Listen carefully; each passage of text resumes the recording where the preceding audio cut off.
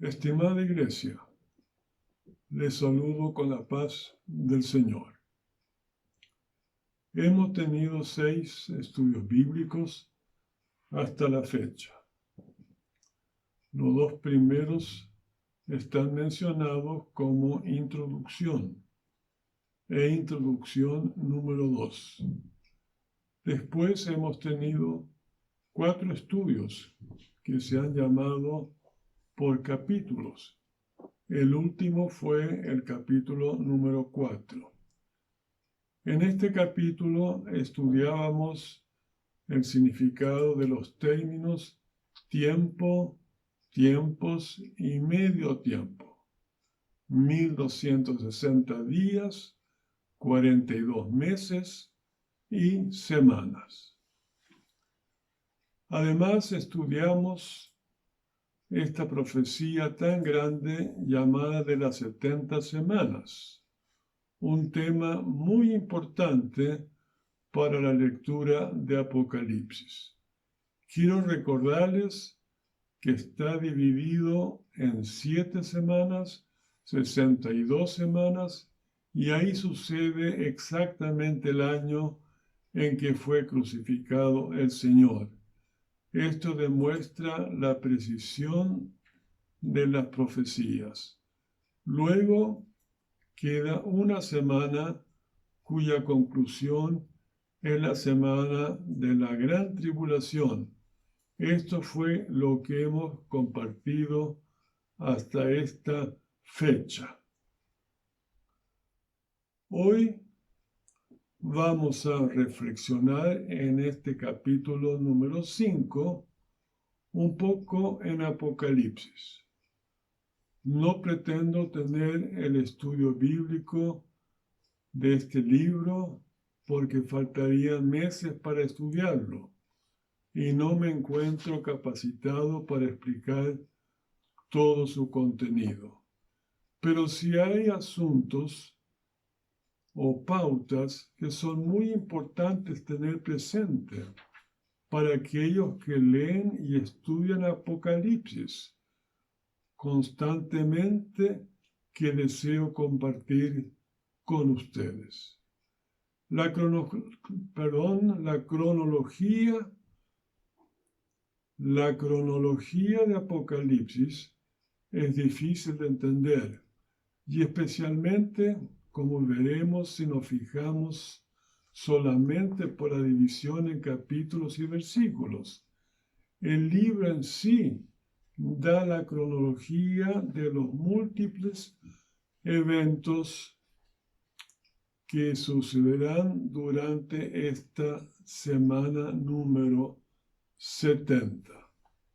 Pero previamente vamos a mirar el primer capítulo de Apocalipsis, para así poder ubicarnos tanto en el tiempo como geográficamente, pensando en el apóstol Juan, cuándo y dónde recibió la profecía.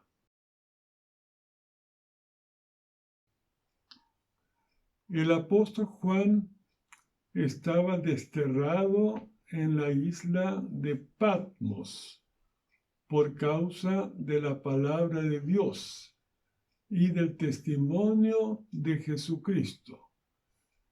Esta isla era usada por el Imperio Romano para enviar a los desterrados. Patmos está ubicada en el mar Egeo, que es parte del mar Mediterráneo. La isla está ubicada al occidente de Turquía. Se calcula que esto sucedió alrededor del año 95 de nuestra era. Juan era ya anciano y posiblemente andaba en los 90 años. El significado de la palabra Apocalipsis en nuestros tiempos ha cambiado del significado original. Ahora significa catástrofe, desastre, hecatombe, devastación, incendios forestales, etc. El apóstol Juan no tituló este libro por Apocalipsis. En realidad, ninguno de los nombres de los libros de la Biblia fue inspirado por sus autores. Fueron agregados posteriormente. Asimismo, la división en capítulos y versículos de todos los libros de la Biblia también fue agregada por partes. En forma especial fue durante el siglo XV-XVI que previamente se dividió en capítulos y luego más adelante los capítulos en versículos. Veremos algunas citas en el Nuevo Testamento donde aparecen derivados de esta palabra Apocalipsis. Y no es muy pocas veces, son 18 veces que figura esto. Nos vamos a dar el tiempo para que tengamos presente, hermanos, el significado de la palabra Apocalipsis. En Lucas 2:32 podríamos leer luz para Apocalipsis de los gentiles.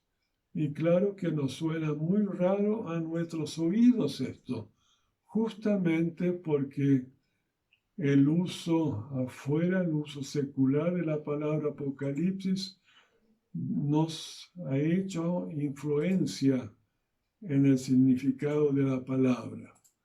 Luego, más adelante, en Romanos 2:5, pero por tu dureza, por tu corazón no arrepentido, atesoras a ti mismo ira para el día de la ira y de la revelación del justo juicio de Dios. Y así vamos viendo que aparece la palabra revelación muy a menudo. En el mismo libro de Romanos 8, ahora 19, dice, porque el anhelo ardiente de la creación es aguardar, y escuchen, la manifestación de los hijos de Dios. Y en el original, vuelvo a insistir, dice Apocalipsis. Y sigue Romanos 16, y el que puede confirmaros según mi evangelio y la predicación de Jesucristo, según la revelación del misterio que se ha mantenido oculto desde los tiempos. No vamos a leer todos los versículos. Si quieren tomar nota, puedo citarlas.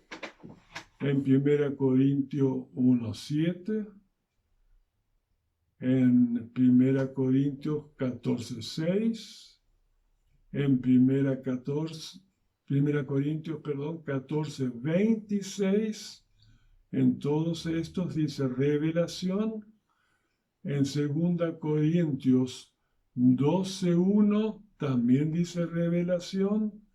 En 2 Corintios, también capítulo 12, pero versículo 7, también dice revelación. Y Gálatas 1:12, la misma palabra. Y Gálatas también 2:2, también dice revelación. Efesios 1:17 también habla y dice de sabiduría y de revelación en el conocimiento de Él. Vuelvo a insistir que en todos estos versículos en el original dice Apocalipsis. En Efesios 3:3, revelación. Pero en 2 Tesalonicenses 1:7 dice, y a vosotros que sois atribulados, daros reposo con nosotros cuando se manifieste el Señor Jesús desde el cielo con los ángeles de su poder. Revelar o manifestar, obviamente que son sinónimos. Más adelante ya, en 1 Pedro 1:7, aparece nuevamente este verbo, manifestado. Y Pedro también lo usa en el versículo 13 del mismo capítulo, 1 Pedro 1:13, también usa la palabra manifestado. Y por último, en 1 Pedro 4:13 ahora, él usa la palabra revelación. Leo este versículo, sino gozaos por cuanto sois participantes de los padecimientos de Cristo, para que también en la revelación de su gloria os gocéis con alegría. Si cambiamos la palabra revelación por Apocalipsis, nos sonaría muy raro, como ya dije, por este significado errado que se ha metido en el mundo secular. Y luego figura en Apocalipsis 1:1.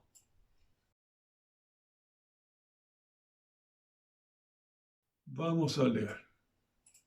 La revelación de Jesucristo que Dios le dio. Este es el nombre que se usa en todos los idiomas de Occidente. El libro que nosotros llamamos de Apocalipsis se llama Revelación en su respectivo idioma. Pero cuando se ven noticias seculares, es increíble que idiomas como el inglés, el sueco, estuve mirando, no hablo alemán, pero muy fácil con Google buscar esta palabra y me llevé la sorpresa que en muchos de estos idiomas europeos usan la palabra Apocalipsis con la acentuación del diferente país, pero exclusivamente para denominar desastres. Así que esta es la impresión que tienen, aunque tal vez nunca han leído Revelación, es la impresión que tienen acerca de este libro. Bien, vuelvo a leer después este comentario. La revelación de Jesucristo que Dios le dio, nada menos que Dios mismo le dio, para manifestar a sus siervos las cosas que deben suceder pronto, y la declaró enviándola por medio de su ángel a su siervo Juan. Notemos aquí que era para manifestar a sus siervos, que somos nosotros. Justamente somos siervos del Señor. Y no se refiere solamente a los que tienen alguna responsabilidad especial, sino que la iglesia local, todos los miembros tienen una función. Y esto también entonces aquí nos hace responsable a todos para manifestar a sus siervos las cosas que deben suceder pronto. Y la declaró enviándola, como ya hemos leído, por medio de su ángel a su siervo Juan, que ha dado testimonio de la palabra de Dios y del testimonio de Jesucristo y de todas las cosas que ha visto. El 3. Bienaventurado el que lee y los que oyen las palabras de esta profecía y guardan las cosas en ella escritas, porque el tiempo está cerca. Miren qué cosa más extraordinaria. Bienaventurado. Esto significa, en algunas partes le dan el significado de alguien que no está bien cuerdo, pero bienaventurado tiene que ver que somos bendecidos, que tenemos una gran bendición. En este caso, al que lee y los que oyen. A mí me da aquí el peso que he sentido durante todos los años, que no es suficiente de leer personalmente y estudiarlo, sino que hay que compartir también a los que oyen las palabras de esta profecía. Pero no solamente esto, sino que dice, y guardan las cosas en ella escritas, porque el tiempo está cerca. Hace algunos años ya atrás que fui invitado a un instituto bíblico para tener estudios sobre escatología. Era el último año de los alumnos, creo que duraba 3 años, este instituto, y el director estaba muy desilusionado porque para empezar en el primer año habían muchos alumnos, pero ya en el tercero quedaban alrededor de 10, 12. Y a mí me tocó este grupo, hermanos muy buenos de diferentes denominaciones, que procuré explicar lo que podía hacer sobre tanto Daniel como Apocalipsis. Y cuando llegamos a Apocalipsis, se acerca una hermana que se veía muy buena cristiana y me dice, muy afligida, ¿qué voy a hacer? Porque en mi iglesia, donde yo pertenezco, está prohibido por el pastor leer Apocalipsis. No me pregunten qué contesté, porque no me acuerdo. Yo creo que quedé sin habla. ¿Cómo es posible prohibir leer Apocalipsis a sus miembros, el pastor de la iglesia, cuando no es permitido ni agregar ni quitar un tilde de Apocalipsis? Aquí él borró todo. Bueno, el Señor seguramente habrá dado el trato y ojalá que esté leyendo Apocalipsis. Después en versículo 4 viene una cosa especial. Juan, a las 7 iglesias que están en Asia, gracias y paz a vosotros, del que es, y que era, y que ha de venir, y que los 7 espíritus que están delante de su trono, y de Jesucristo, el testigo, también significa en ciertos casos mártir, fiel, el primogénito de los muertos y el soberano de los reyes de la tierra, al que nos amó, aleluya, y nos lavó de nuestros pecados con su sangre, y nos hizo reyes y sacerdotes de Dios, sacerdotes para Dios, su Padre. A Él sea gloria y imperio por los siglos de los siglos. Amén. El 7.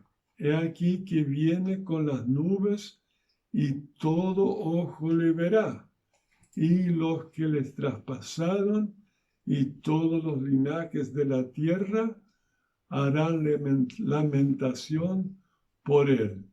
Sí, amén.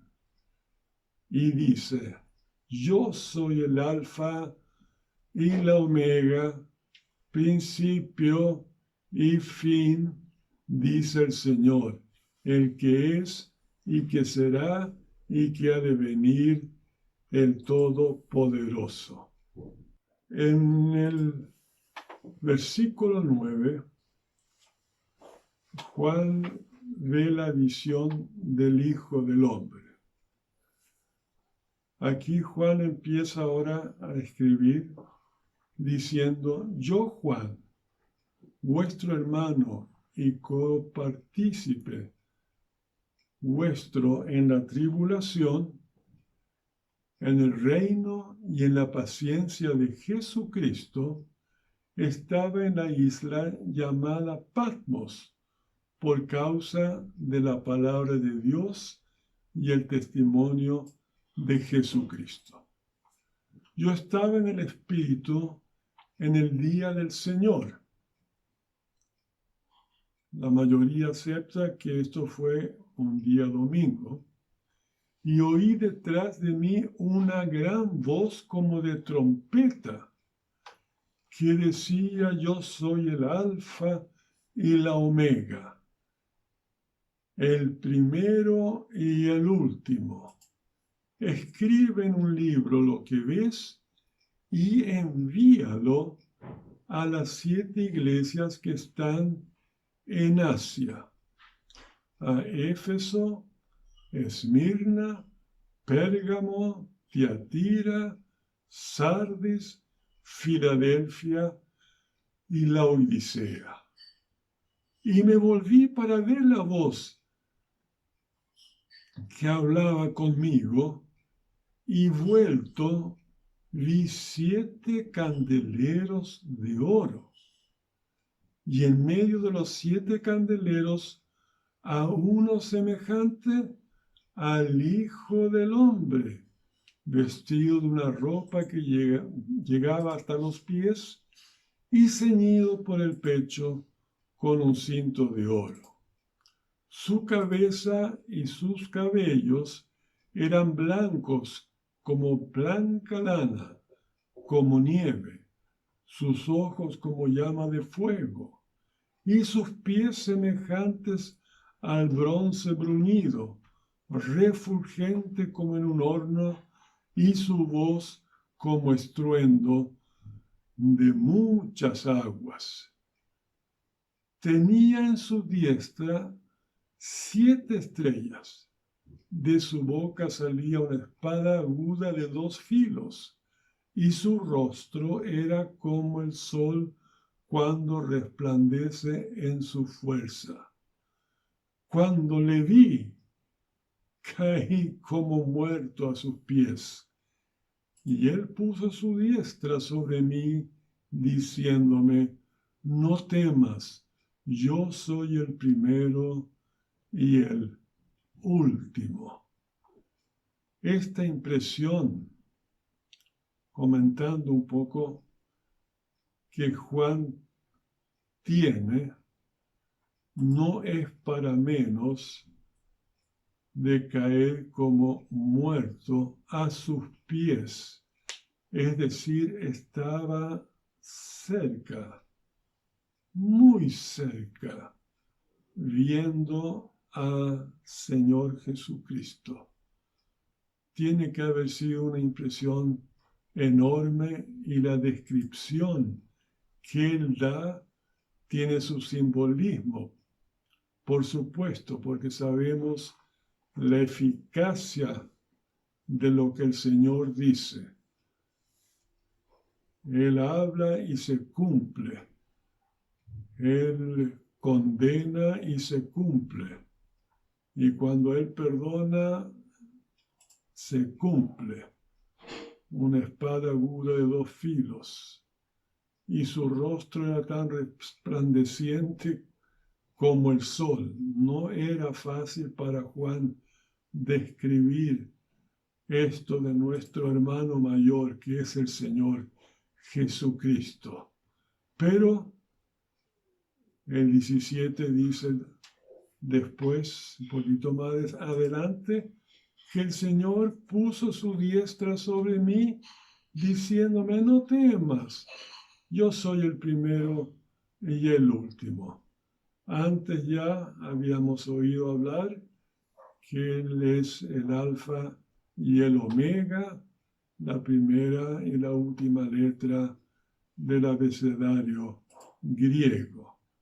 Y sigue presentándose el Señor, y el que vivo, y estuve muerto, mas he aquí que vivo por los siglos de los siglos. No sé si tienen ganas en sus hogares de decir aleluya. Aquí dice amén, porque son palabras, hermanos, que nos garantizan la salvación que nos ha dado.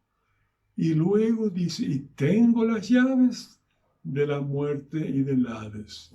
Esto de tener las llaves simboliza o significa que tiene la autoridad, tiene el poderío sobre la muerte y el Hades.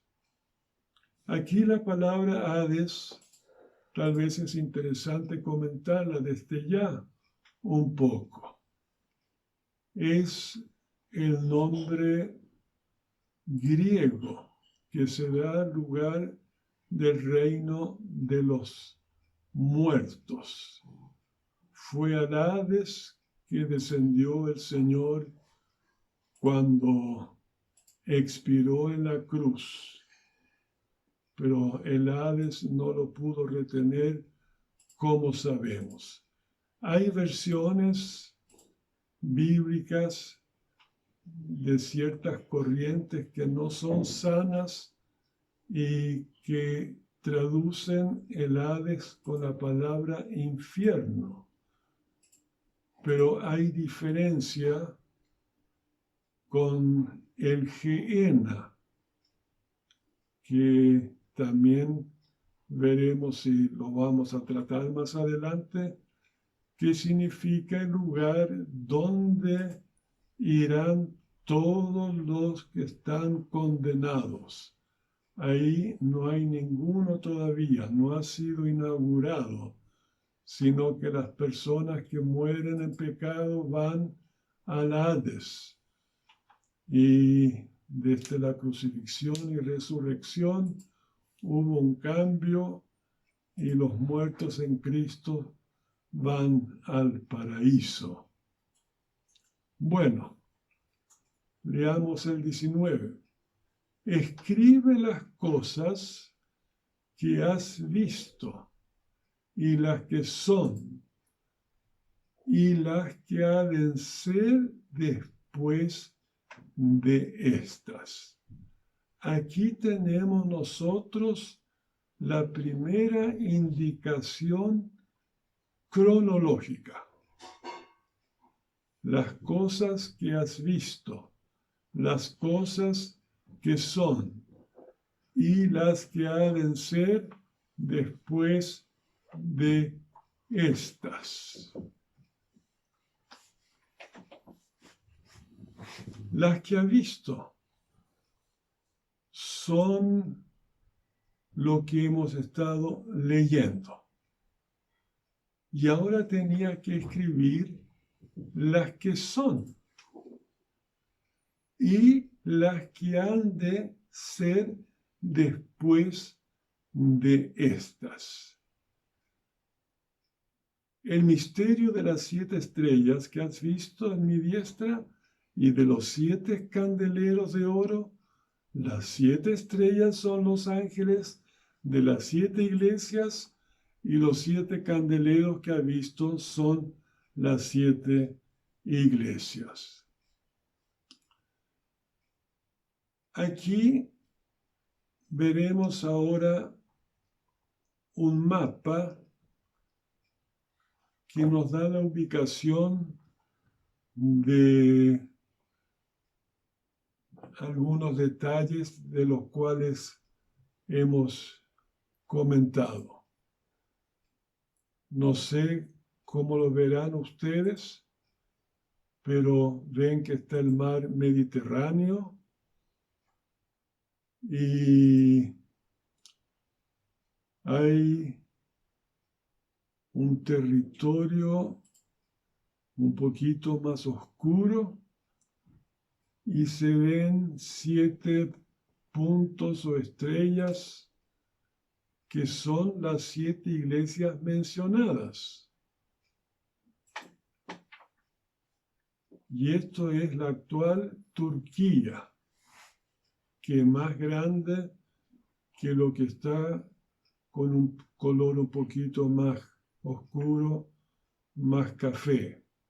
Y después hay como una mancha blanca, es la isla de Patmos, para que tengamos una idea cómo funciona o funcionaba todo esto. Si ven a Italia, que era la capital de Roma, la capital de este imperio, tenían todo este territorio, era de ellos, pero lo mandaban bastante lejos de Roma, a esta pequeña isla de Patmos. Entonces veamos las cosas que son, porque las que has visto serían lo que hemos leído en el capítulo 1. Y las cosas que son eran las iglesias que existían en ese tiempo y que han existido hasta el día de hoy. No justamente estas me refiero, sino que siempre ha habido, fuera de las grandes persecuciones y todo, siempre han habido grupos, iglesias pequeñas que han sobrevivido a toda la persecución, la Inquisición y muchas otras cosas que han perseguido a la iglesia. Estas cosas que son pertenecen a nuestro tiempo y corresponde pensar en el contenido que éstas tienen. Dice así en Apocalipsis 2:1. Escribe al ángel de la iglesia en Éfeso, el que tiene las 7 estrellas en su diestra. Ahí se identifica con el capítulo 1 al principio, cuando se presenta a Juan. Deben recordarlo.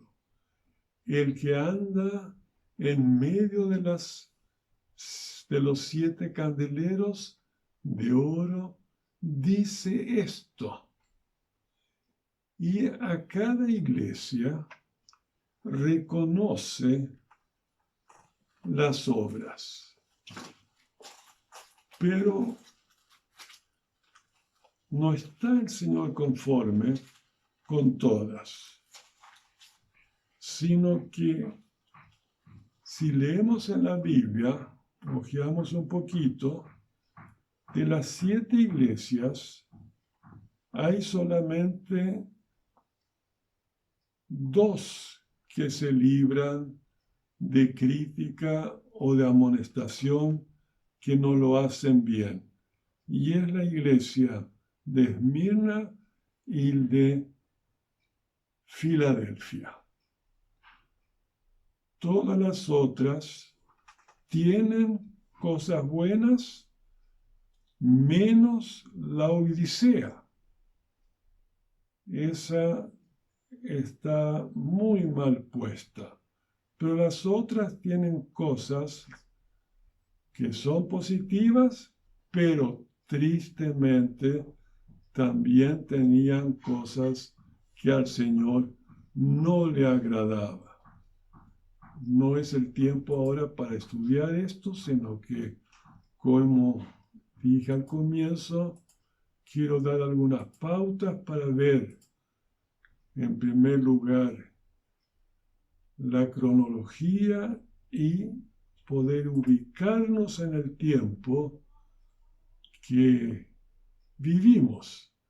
Y aquí, si hacemos una reflexión y hacemos justamente esto de ver en qué tiempo estamos, qué cosas pasan, nos damos cuenta que en alguna parte nosotros estamos en estas 7 iglesias. Hay muchos que enseñan que estas 7 iglesias son 7 periodos diferentes a través de la iglesia. Es decir, la Odisea es la última iglesia. Y quieren enseñar que con esto, antes que empiece la apertura de los sellos, la iglesia de la Odisea representa el tiempo actual. Personalmente, yo me tomo estos mensajes que hay a las 7 iglesias porque dice que estas cartas deberían ser también repartidas a las otras iglesias. Es decir, las 7 iglesias recibieron las 7 cartas. No era particular para uno, sino que el Señor quería que vieran. Y personalmente creo que estos tipos de miembros, por decir que hay en la iglesia, porque somos miembros, hay en todas las iglesias.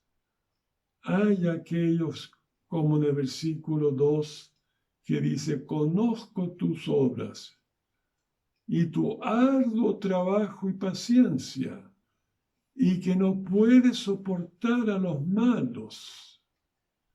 Y han probado a los que se dicen ser apóstoles. Miren, y no lo son, y los han hallado mentirosos. Es decir, esta iglesia realmente buscaba la doctrina y habían descubierto que habían apóstoles que eran falsos y habían descubierto que eran mentirosos. Y también describe, y has sufrido, y has tenido paciencia, y has trabajado arduamente por amor de mi nombre, y no has desmayado. Seguramente que hay muchos siervos que al leer se han consolado, han pensado en esto, han luchado contra falsos ministros que se introducen en la iglesia y han tenido paciencia. Pero tristemente el versículo 4 dice, pero tengo contra ti que has dejado tu primer amor. Y también sabemos muy bien cuando el Señor recién nos salvó, cuando nos bautizó con el Espíritu Santo. Qué entusiasmo, qué fuerza, qué optimismo teníamos. La pregunta es, ¿cómo estamos ahora? Quiero con esto entonces también repetir que estas cartas son actuales, todas en nuestro tiempo y no dedicadas para una época a través de estos 2000 años, y la última entonces, como ya lo he dicho, corresponde a la Odisea. Y para terminar, dice el 5, recuerda por tanto de dónde has caído y arrepiéntete y haz las primeras obras, pues si no, vendré pronto a ti y quitaré tu candelero de su lugar, si no te hubieras arrepentido. La iglesia, ¿qué es lo que eran? Perdón, los candeleros, ¿qué es lo que eran? Eran las iglesias, ¿se recuerdan? Y una iglesia puede existir, pero puede ser un candelero con la luz apagada. Ya no es más luz en el mundo, sino que tiene el nombre de iglesia, funciona como iglesia, pero no tiene esto tan grande como hemos procurado tratar, sino que necesitamos, hermanos, tener aceite que alimente la mecha que hay en el candelero para que arda y seamos luz. Y luego viene el último versículo para esta iglesia. El que tiene oído, oiga lo que el Espíritu dice a las iglesias. Hermanos, oigamos lo que el Espíritu nos dice. No a una iglesia, a las iglesias. Y luego viene lo precioso, la promesa. Al que venciere, le daré a comer del árbol de la vida, el cual está en medio del paraíso de Dios. Van apareciendo diferentes expresiones que llama la atención, pero llegamos hasta aquí por esta vez. Que el Señor les bendiga ricamente, hermanos. Les deseo la paz del Señor y que seamos fieles en esta espera de verlo pronto a Él. Que el Señor les bendiga. Amén.